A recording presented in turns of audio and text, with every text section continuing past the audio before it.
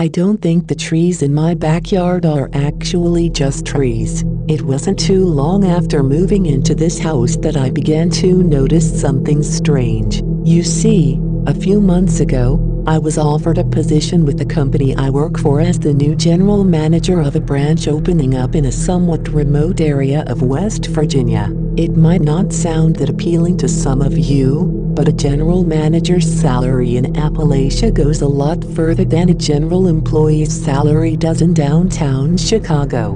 My one-bedroom apartment in Illinois was costing me more than 3 times the cost of the mortgage on my 3-bedroom house here in Harper's Ferry. Regardless, I didn't have any personal ties keeping me in Chicago that were holding me back. No wife, no kids, no family in the area. I had been feeling a little claustrophobic being caught up in the rat race of the big city, and the idea of relocating to somewhere quieter with more space to myself sounded refreshing. Not to mention the nice promotion and salary increase that I was getting out of the deal. The house isn't a mansion or anything, just a little 2-story house on a small plot of land. There are other houses around, but they're quite spaced out a bit along a winding gravel back road that I live on. My nearest neighbors are the ones directly across from me, or at least, their driveway is directly across from mine. Their house actually sits back off the road quite a way, and I could just barely make out the shape of it past the trees that line their side of the street. They had come over to greet me on the day that I moved in, a sweet elderly couple with adult children that lived out of state. Both of them are retired and wanted to settle down somewhere that they could enjoy the peace and quiet of the mountains. And let me tell you, it is plenty quiet out here. Aside from the occasional car driving down the road or pack of roaming dogs meandering around, for the most part, there is almost no noise pollution whatsoever. My first night here, after I had unloaded the rest of the boxes from my pickup truck, I just stood on my front porch and took a deep breath of the fresh mountain air. The only sound I could hear was the sound of the light wind rustling through the leaves high above me and the hundreds of trees surrounding the road and my property. I had never experienced something so peaceful and quiet living in the city, not even living in the suburbs as a kid with my parents decades ago. But there was also an unsettling quality to it. I guess for a city boy like me, the idea of the nearest person being at least half a mile away from you had put me on edge a bit. There's a comfort in knowing that if you needed help, you could just run outside your apartment and bang on your neighbor's door, or if you needed emergency services, there would probably be a station within a few city blocks of your location. The thought that if something happened to me, no one would likely find out about it for weeks always sat stewing in the back of my mind.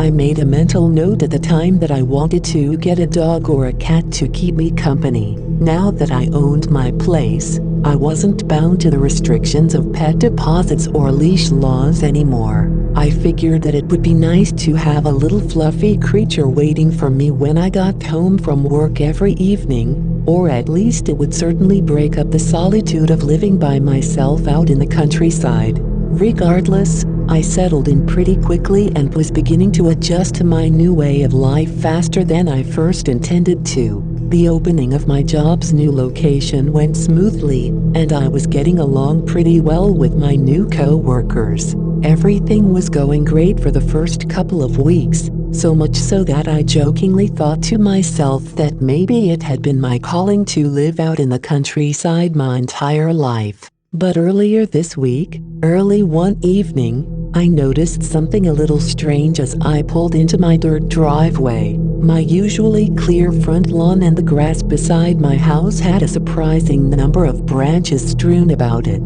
The tree line around my house is a couple of 100 feet away on all sides, so even if a wild weather system or windstorm had passed through while I was at work, the branches would have had to be carried hundreds of feet away from the trees that they came off of.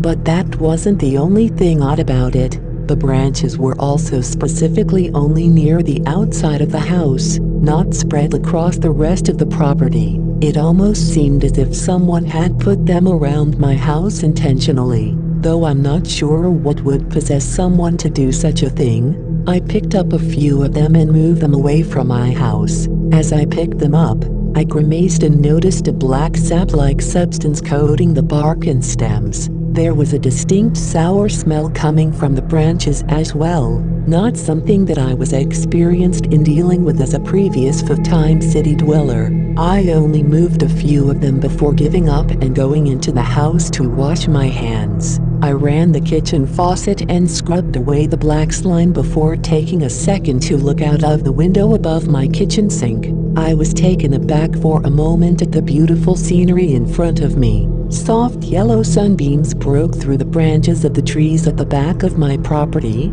backed by the red and orange sky of a beautiful sunset.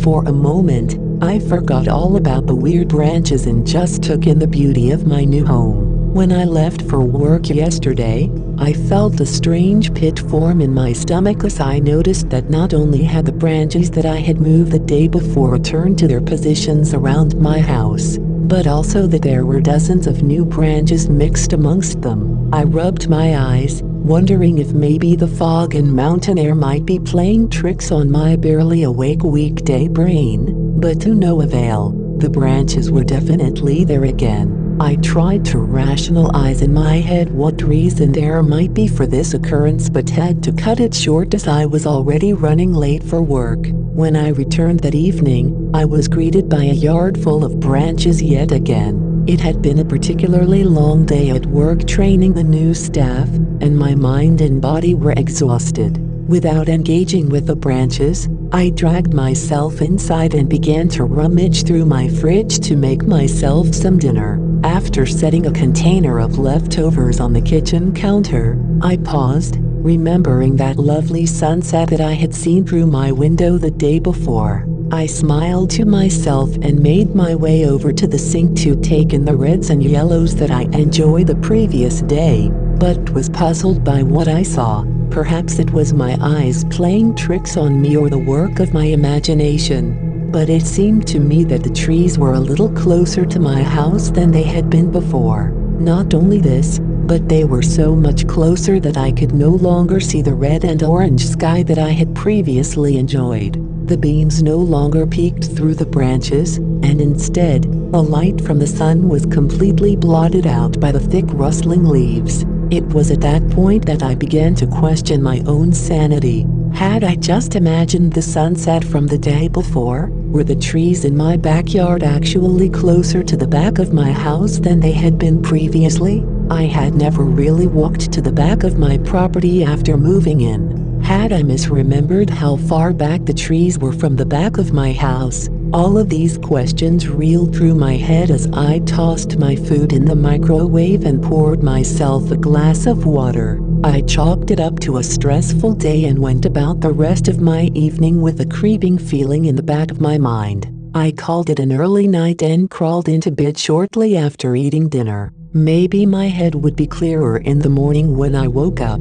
That brings us to today. I woke up and headed out to my truck to go to work, and my stomach dropped at what I saw. There, in the middle of my front yard, as clear as day, a tree roughly 20 to 30 feet tall and 2 feet around was standing only a few feet away from my truck. Now, my mind had betrayed me before, but I'm not crazy enough to forget about a huge tree in the middle of my previously empty front lawn. I approached it slowly, immediately noticing the thin black film along the edges of the bark and the acrid smell that I had encountered once before. While clearing away the branches, I touched my hand very carefully to the tree, questioning whether or not I was imagining it. I felt the gross, slimy texture beneath my fingertips as I pressed my fingers against it, but more importantly, I could swear I felt something moving slightly, so very slightly.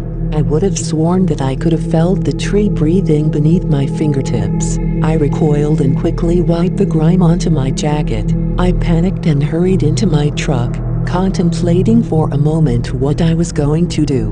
What could I do? call someone? Tell them that a weird, sticky tree appeared in my yard overnight? Of course not. So, I did the only thing I could think of doing. I got in my car and went to work. I tried to busy myself by throwing myself completely into my job and came home that evening just like everything was normal. A cold shiver ran down my spine as I avoided looking at the new tree in my yard entirely. I paid no mind to the new branches in my yard as well. I kept my eyes forward and went straight into my house. I made my way into the kitchen to retrieve a frozen dinner from the freezer and tossed it into the microwave. I felt a bead of sweat roll down the back of my neck as I contemplated looking out of the window beside me. In the back of my mind, I knew what I would see if I looked out of that window. Dread filled my insides at the thought of facing the kitchen sink and seeing hundreds of trees much closer than they had been before. So, I didn't look. I kept my eyes focused on the microwave in front of me. When the timer of the microwave beeped, I removed my food, grabbed my knife and fork, and beelined it straight upstairs to eat it in the comfort of my bed. After wolfing down the subpar frozen meal, I tossed the plastic dish onto the nightstand and turned out the light to go to bed. Sleepless hours have now gone by, and I find myself lying here, paralyzed with fear, watching the shadows and listening to the sounds of multiple branches tapping against my window, echoing in my bedroom.